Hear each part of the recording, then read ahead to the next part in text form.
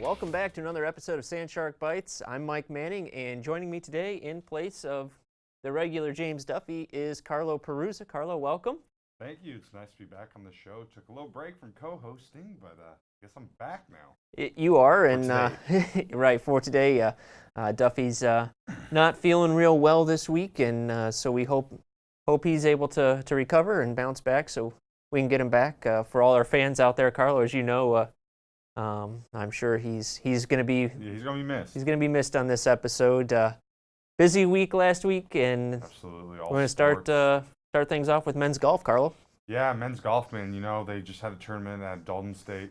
5th place finish there, which is really impressive. You know, Dalton State is one of the premier golfing schools for men's golf, at least in the entire NAIA.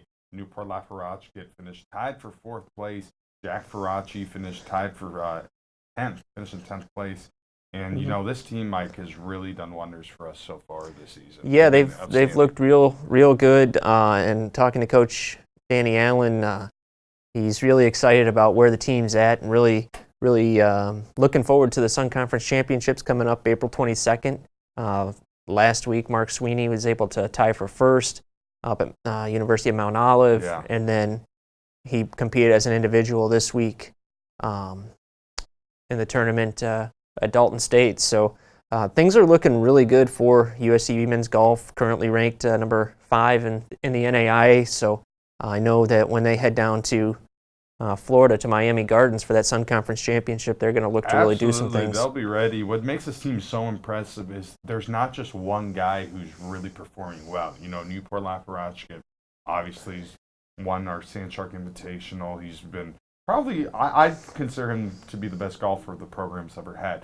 But, you know, we have guys like Jack Faraci, who's been putting up great finishes. Mark Sweeney, as you said, won a tournament last week. Will Knipe's playing well. Bobby Dumpy's playing well. I mean, the whole team is on fire right now. Can't forget about guys like Keith Murphy. So it's really good to see, and you know, we're a powerhouse in the Sun Conference and the NAIA. We can compete with any other school in golf, NAIA. There's no question about it. Yeah, we can, and it's fun to see those guys out on the range, out at practice rounds. They're always pushing each other, and like you said, we've got 7 guys. Any one of them could be at the top. At any given time. It's just how they do. So looking forward to see what they bring. And on the other side, women's golf. The women's, yeah, they're ranked number 4 in the entire NAIA. So the guys 5, the girls just one spot better at number 4. They finished in 9th place at an NCAA tournament last week in Mimosa Hills, and they had a team low 30. They shot a team low 304. That's their season lowest combined score. And you know what, man? They've just been pushing on. They've been having a great season. They're getting ready for the conference championships that are going to be hosted by SCAD at Savannah Quarters coming up at the end of April. Yeah. And just like the guys, you know, they have a couple players who can really put up great scores. Girls like Blanca Porta, Emily Turner, Francie Knoch, Moa Christensen, all potentially could win a tournament. It's crazy. Coaches have done a fantastic job with the golf programs, and like you said, leading the way. Normally, most consistent has been Blanca Porta this year, but you also have players like you said, like Francie Knoch, that can really step in and do some things. You just never know with these women how well they push themselves in those practice rounds, and it always seems to be someone different in in those 5 players that go to those tournaments because they've been so consistent, and as a team they've really gelled. Of course, and I think that's their success for both the boys and the women's. You know, it's the team chemistry. They're all friends, like off the course, on the course. I know a lot of these players really well. And they all like being around each other. That a lot of other teams can't say that the entire team always hangs with each other. They're friends. That's the friend group, is the entire team. So that's something that's really special. And I think we're seeing the positive benefit because of it. Yeah, you're right. And it's one of those things that as I sit and I talk to some of these players, it's the first thing that comes from them about their programs is it's a family. And when you have that bond, it really pushes, I think, the whole team to do some pretty amazing things. Absolutely. So now let's shift over from the course to the diamond. We're going to talk some baseball. So this past weekend, USCB took on St. Joe's, and USCB ends up winning 3-4. Saw some great performances, some good pitching, some good hidden performances. However, yesterday they went off to Bruton Parker and ended up dropping both of them. They did. It's been an up and down year really for baseball. Absolutely. Like you said, last weekend, College of St. Joseph coming all the way down from Vermont to get out of the cold and the snow to play the Sandsharks. Like you said, Sandsharks took 3 out of the 4 in that series, and we saw some really positive things. 2 come from behind wins on Saturday, where in the second game kind of capped off there with a Kelvin Brito walk-off single that, it was a real dramatic game. Sandsharks had to score 10 runs in the last 2 innings in order to win that game. And I think, Carly, you caught up with I did catch Kelvin after that game. You know, he had an amazing weekend. So through 4 games, he had 10 RBIs. He had a home run during the first day, and then walks the thing off. And Sandsharks were down by, I think it was 11-3. 11-3. Yeah. So they were down by 8 runs, and they put together a rally late. It just did not give up. Yeah, it started with that Charlie McGinnis leadoff home run. And then they batted around, and, going into that bottom of the 7th, I felt something. I was like, the Sandsharks had so much momentum. I was like, they got to do it right here. You could tell, like, it was just in the atmosphere. It was like you could sense the comeback. And, Kelvin Brito came up there and knocked one in and won the ball game. Yeah, so let's check out what Kelvin had to say with you after the game.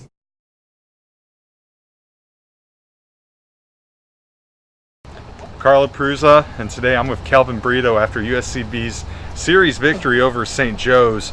So Kelvin, man, you had a great series, 10 RBI between all 4 games.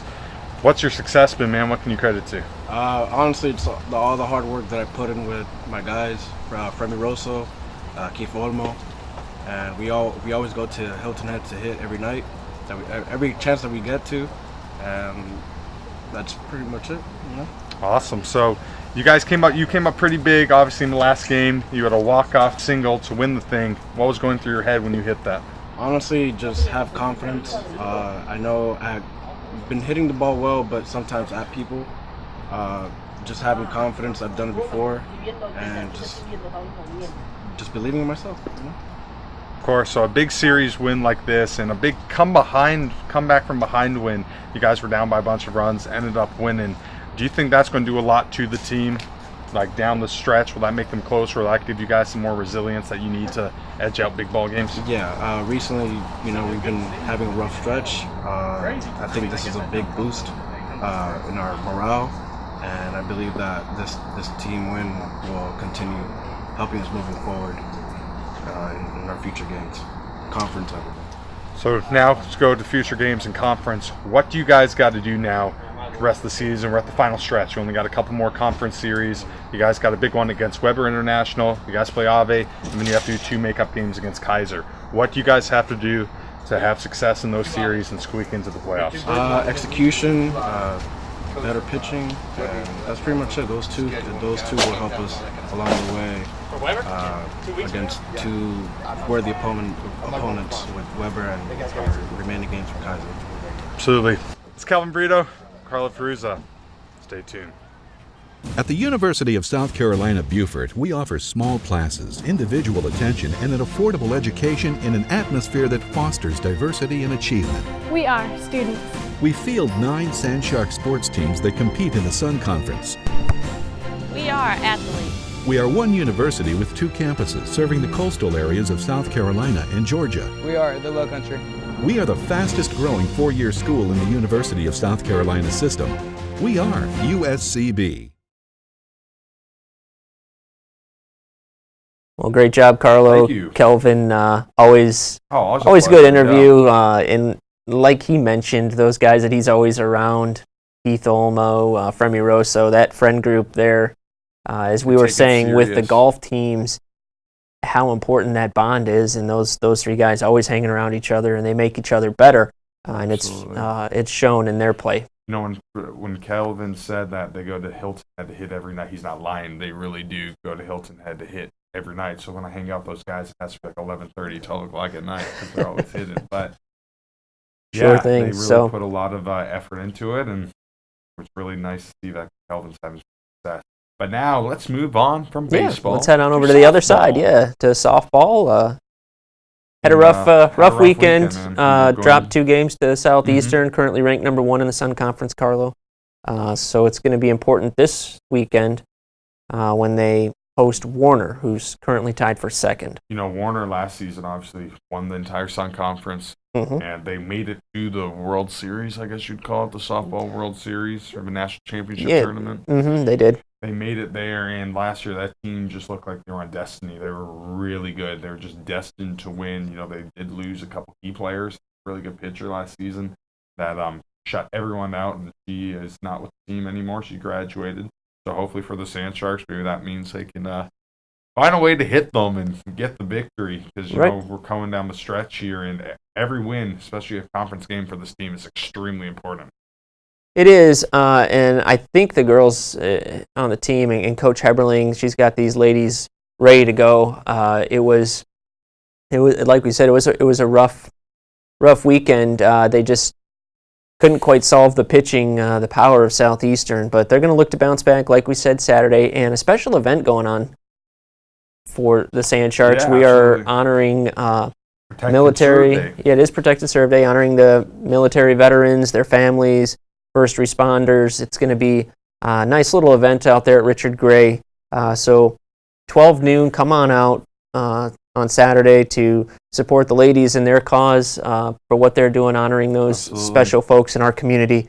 Like I said, it starts at 12 noon, the doubleheader against Warner, who, again, Warner's tied for 2nd. It's a big doubleheader for the softball team. So it should be a good one. We're really excited for it, and just see how our girls do. Sometimes when they play a big opponent, like an opponent who's really good, like a Southeastern, sometimes they get the experience and they learn from that. And even if they drop 2, it would make them better. So we're really going to hope that that's the case for Warner. Another tough opponent. It is, So and like you said, it's these experiences. Our team is very young still. A lot of freshmen and sophomores. So these things go a long way, and it's only getting better and better. So now, Mike, let's close her out on track and field. Yes. So our track and field team competed in a couple events very recently. First off, one in Columbia at the Gamecock Invitational, and they had one at Southern Wesleyan. Yeah, so they ended up they split up the teams and said, we're going to divide and conquer and see how we do. So part of the team went to Southern Wesleyan University. The other part of the team went to USC Columbia to compete, like you said, in the Gamecock Invitational. We saw some pretty cool things. Lauren Tregoning on the women's side took and won the heptathlon. Yeah, she's a beast. She is, and really been doing well this season. And in that regard, she beat out her teammate Jaslyn Joseph in the heptathlon. So Lauren Tregoning, she won with 3,800 points in those events, and then Jaslyn Joseph just in second with about 3,500 points. Not bad. No, and they're getting set for their conference finals as well.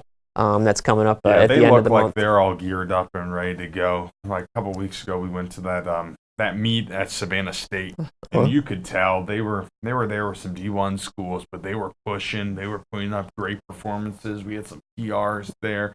So just talking to Bernard Gaither, the head coach of the track team, he's so confident, and he's really done a wonderful job of coaching these players, getting them ready, and I think they can hang with anyone in the Sun Conference. Obviously, double champions from last year, so they're going to try to defend the crown. I think the women have the best chance at getting it back. The guys, they did lose some key players, key performers, but you never know if they can start hitting at the right time. Yeah, and they've been dropping faster and faster times. We've seen some new marks being hit. I know we had Jahari Williams. She hit her B standard.